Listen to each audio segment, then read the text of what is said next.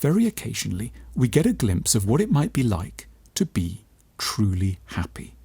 Maybe it's late at night on a summer's evening. Perhaps we've just recovered from an illness.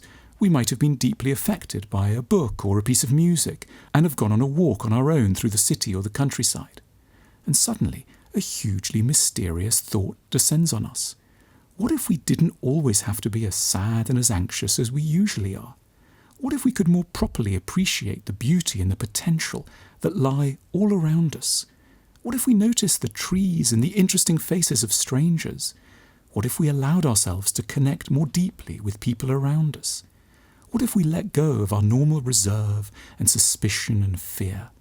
What if we surrendered to loving and to being loved? We intimate a possibility of joy on a vastly different scale to that which we ordinarily countenance. The standard, somewhat exasperated arguments against any such moods go like this.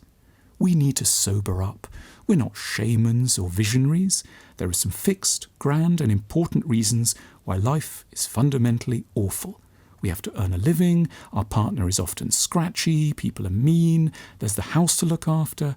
But more existentially, this is a journey of suffering. We didn't get to where we are today by training our eyes on the upsides. It all sounds sensible enough, and surely on certain days there's a great deal of logic here too. But what if the reality we speak of doesn't fixedly ask anything as grim of us as we suppose? What if there are no genuine necessities that preclude higher levels of happiness? What if it was principally our own distorted psychology that gets in the way of a richer life? Many of us did not grow up in an atmosphere where joy was rewarded or deemed possible for long. Our childish appetite for giggling soon died down. Our parents may have been extremely worried or angry or sad, and we quickly got the message that we needed to keep our heads down and prepare ourselves for long winters of emotional deprivation. We became good students of a downbeat mindset. We attached ourselves to a philosophy of sadness. We learnt to expect little, not for us states of runaway ecstasy, nor possibilities of love, nor transports of delight at being on the planet.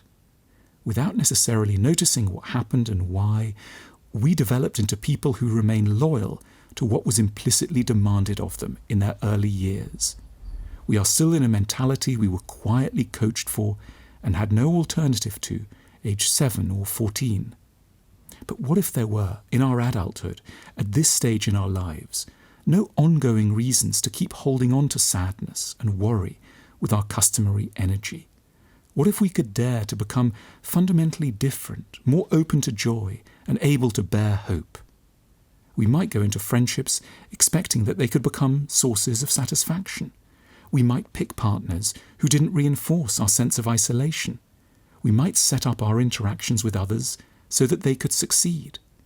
We might, in time, take on board one of the most shocking of all thoughts. What if we're not here to suffer? What if we could relocate our misery to where it belongs, a past we weren't able to choose, and aimed for something different going forward? What if we allowed ourselves to become more regular visitors to those still very unknown and understandably terrifying uplands of joy? We won't change this around in a day or in a little film, but we might derive benefit from every spur we can get.